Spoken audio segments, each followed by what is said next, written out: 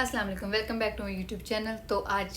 तो इन दो एपिसोड्स में आपकी इज़्ज़त में हमें दिखाया गया कि किस तरह से ताबिश और बीना एक अच्छी हैप्पी लाइफ गुजार रहे थे अपने पुराने छोटे से घर में। और ताबिश बहुत अच्छा इंसान, अब बीना का ख्याल रखने वाला, प्यार करने वाला, मोहब्बत करने वाला, हर रिश्ते की कदर करने वाला।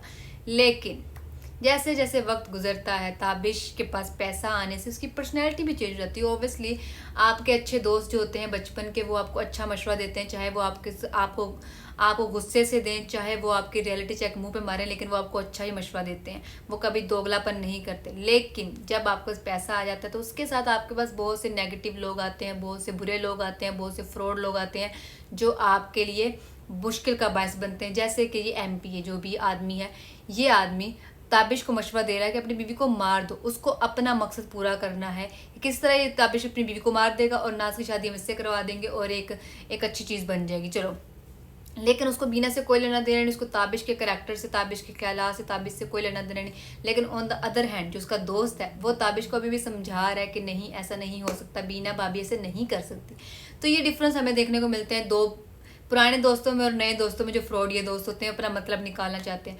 तो ताबिश एक बहुत अच्छा करैक्टर था, बहुत अच्छा करैक्टर था। वो अपनी बीवी का ख्याल रखता था, अपनी माँ का, अपनी बहनों का, सबका ख्याल रखता था। लेकिन जब पैसा आया तो वो सब कुछ बदल गया, क्योंकि साथ में उसके दोस्त आए, साथ में उसके बैड कंपनी में बैठना शुरू हुआ, गलत दोस्तों से बैठना शुरू हुआ। उसके लिए कि वो सब कुछ भूल के एक नई लड़की के साथ नई जिंदगी को सोचना शुरू हो गया। ताबिश एक ऐसा करेक्टर है जिसको अपनी गलतियों का एहसास तो कभी भी नहीं हो सकता।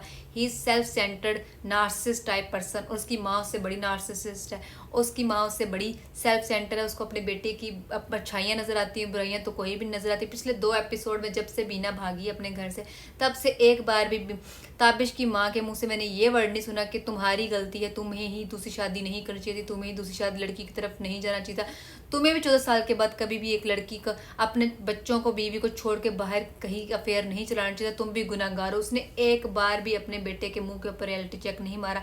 सिर्फ एक आदमी जिसने उसके मुंह पे रियलिटी चेक मारा उसका दोस्त था, और कोई भी इसमें ऐसा बंदा नहीं, ना उसकी बहनें ना वो खुद। मतलब ताबिश की पूरी फैमिली ही नार्सिसिस्ट और सेल्फ सेंटर्ड है। उनको कोई फर्क नहीं पड़ता, उनको सबको बीना ही भागी हुई नजर आ रही है। बीना जैसी औरत जिसने अपने जेवर, अपना फर्नीचर, अपना सारा जहेज का सामान दे दिया अपनी नंदों को उनकी शादियां कराने के लिए, हर मुश्किल में वो ताबिश के साथ खड़ी रही। और एट द एंड जब वो घर से भागी तो उसने फौरन यकीन भी कर लिया, उसको मारने की तैयारी कर रहा है। जेनवन इस तरह का करेक्टर, आप क्या ही कहोगे इस तरह करेक्टर। उसने एक बार भी मतलब शीशे में खड़े होकर खुद को नहीं कहा। एट द एंड वो बीना को कह रहा है कि भाई आप, तुम्हारी वजह से मैं इस एंड तक ले आया, तुमने मुझसे, मेरे से ये सब कुछ करवा रही हो कि मैं तुम्हारे कत्ल का सोच रहा हूँ। भाई तुम किस तरह के आदमी हो, तुम्हारे में अक्ल ही नहीं है, तुम्हारे में ज़रा भी सेल्फ रियलाइजेशन नहीं है, ज़रा सी अकाउंटेबिलिटी नहीं है कि तुम ये सोचो कि मैं अपने घर से निकल के दूसरी औरतों से चक्कर चला रहा हूँ, मैं दूसरी औरतों से भाग रहा हूँ, दूसरी औरतों से शादी करने का सोच रहा हूँ, अपने बच्चों को छोड़ के उनकी माँ, बच्चों की माँ को कत्ल करवाने का सोच रहा हूँ। तुम्हारे में ज़रा भी अपने गुनाह की तुम माफ़ी नहीं मांग रहे। तुम ये सोचिए कि मैं बीना को किस तरह मना के लाऊंगा, बीना से पूछूंगा मेरे से जो गुनाह हो गया मुझे माफ़ कर दो। उल्टा वो उसको कह रहा है, आ जाती 14 साल के बाद औरत दूसरी घर, लेकिन बीवियाँ तो आप इज्जत नहीं ना खराब करती, बीवियाँ तो घरों से नहीं भागती, बीवियाँ तो ऐसे करेक्टर नहीं करती। मतलब बीवियाँ सब नहीं कर सकती। शोहरों के पास एक सर्टिफिकेट है कि वो लोग बाहर 14 साल के बाद, 10 साल के बाद, 5 साल के बाद बाहर अफेयर चला सकते हैं, दूसरी शादियां कर सकते हैं, और उनको कोई भी अकाउंटेबल नहीं कर सकता, उनसे कोई क्वेश्चन भी नहीं कर सकता। क्योंकि इज्जत, घर की इज्जत औरत के पास है, मर्द के पास तो घर की इज्जत नहीं है।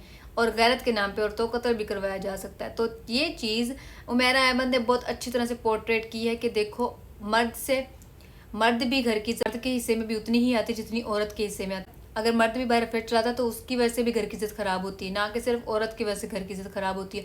तो ये बहुत अच्छी डिटेल हमें दिखाई जा रही है। और बीना की अकल को चेक करो, 14 साल की शादी में जिसके बंदे ने उसके साथ क्या किया, उसके बावजूद वो क्या कर रही है, बरहाम के साथ चलेगी 4 दिन की वफादारी के चक्कर में। बीना की अकल को भी सलाम है कि बंदी 4 दिन की वफादारी में, एक आदमी जिसे 14 साल तक तुम्हारे साथ वफादार है, 14 साल के बाद वो बदल गया, तो तुम एक सब्जी वाले के साथ भाग गई हो कि सब्जी वाला 4 दिन तुम्हारे साथ वफादारी की बातें करता रहा, उसके भाग गई। उसके साथ कोयटा जाने को तैयार होगी, उसके साथ सारा अपना सामान समून लिया और चली गई उसके साथ। और अब उसके साथ एक नई ज़िंदगी, मतलब पहाड़ों में तुमने जाना है, पहाड़ों में तुमने रहना है, पहाड़ों में छोटा सा तुम घर बनाओगी और चूल्हे पे तुम काम किया करोगी, वो बाहर खेती बाड़ी करके आया करेगा, तुम उसके साथ खाना खाया करोगी। तुम्हारी ये ज़िंदगी है। तुम क्या 15 साल की बच्ची थोड़ी ना हो कि तुम इतनी स्टूपिड बातों के ऊपर, तुम्हारे 2 जवान बच्चे हैं, तुम इतनी स्टूपिड बातों को मान के उसके साथ भाग गई। और वो बंदा तुम्हें मारने को फिर रहा है, वो गन लेके फिर रहा है, तुम्हें किसी वक्त भी मारने को फिर रहा है। एक शोहर तुम्हारा तुम्हें गैरत के नाम पे मारने को फिर रहा है। नया लड़का जो है जिससे तुम भागी हो, वो तुम्हें पैसों के चक्कर में मारने को। तुम्हारी अकल क्या काम करी। और बीना ने अपनी सास की कितनी खिदमतें की पहले दिन से लेकर आखिरी दिन तक, जब तक वो नहीं गई घर से। तहज्जुद के टाइम उठ के उसने खिदमतें की, और उसकी बेटियां भी नहीं करती थी। इतना कोई बेटी भी नहीं करती जितनी उसने की। जूते सीधे किए, उसका सारा कुछ किया, उसका इतना ख्याल रखा। और एट द एंड वो क्या कर रही है, उसको कत्ल करने के लिए इस्तिखारा कर रही। और उसको कह रही, अपने बेटे से कह रही कि तुम जो मर्जी कर सकते हो, तुम्हारी जिद खराब उसने की है, तुम जा सकते हो, उसको मार दो, जो मर्जी करो, मुझे कोई मसला नहीं। मतलब तुम ये भी कह सकती थी कि बेटा तुम उसको नहीं मार सकते, उसको घर लेके उससे बात करो, उससे पूछो कि उसने ऐसा क्यों किया, तुम्हारी गलती है, तुम्हें नहीं बाहर अफेयर चलाना चाहिए, उसको तुम्हारी दूसरी शादी का पता चल गया इसलिए वो घर से भाग गई। ऐसा तो नहीं ना हो सकता। ये बहुत ही कोई गलत किस्म की सासें ही रहती, चाहे उनकी 14 साल की खिदमत कर लो, 22 साल खिदमत कर लो, 25 साल खिदमत कर लो, सासें ही रहती। चाहे आप उनके पाँव धो के भी पी लो ना, वो सास ही रहती है, वो अपने बेटे का ही साथ देती है। एक बार भी उसको वो एहसास नहीं हुआ कि उसने अपना जहेज का सामान तक अपनी नंद को दे दिया, एक दफ़ा भी नहीं क्वेश्चन किया। और माओ की बेटियों से बढ़ के उसने तुमसे प्यार किया, और तुमने एट क्या किया। बीना के साथ तो बहुत, बीना का करैक्टर जेन्युइन, उसको देख के दुख होता है, लेकिन उसकी बेवकूफ़ी पे हंसी भी आती है और गुस्सा भी आता है कि वो 4 दिन की बातों के चक्कर में एक लड़के के साथ भाग गई। तुम चली जाती, तुम गायब हो जाती, तुम्हारे पास पैसा था, तुम निकल जाती, किसी हॉस्टल में रह लेती, कहीं चली जाती, लेकिन ये चीज़ ना करती। ये बहुत तुमने गलत किया। एक तुम्हारा करैक्टर ख़राब नहीं था, दूसरा तुम एक बंदे से भाग गई। तो उस पर करेंगे रिव्यू, देखते हैं बीना किस तरह से वापस अपने घर आएगी और उसकी सास का क्या रिएक्शन होगा और किस तरह से कुछ हैंडल होगा। देखते हैं कि अब बीना को बरहाम का पता चलेगा कि नहीं चलेगा कि उसको मारना चाहता है। अब ये तो हमें देने का और भी मजा आएगा। जैसे जैसे स्टोरी बढ़ रही है आगे, वैसे वैसे हमें वैसे ये मोर बहुत ज़्यादा इंटरेस्टिंग होती जा रही है और देख के देने का और भी मज़ा आ रहा है। तब तक के लिए डू सब्सक्राइब माई चैनल और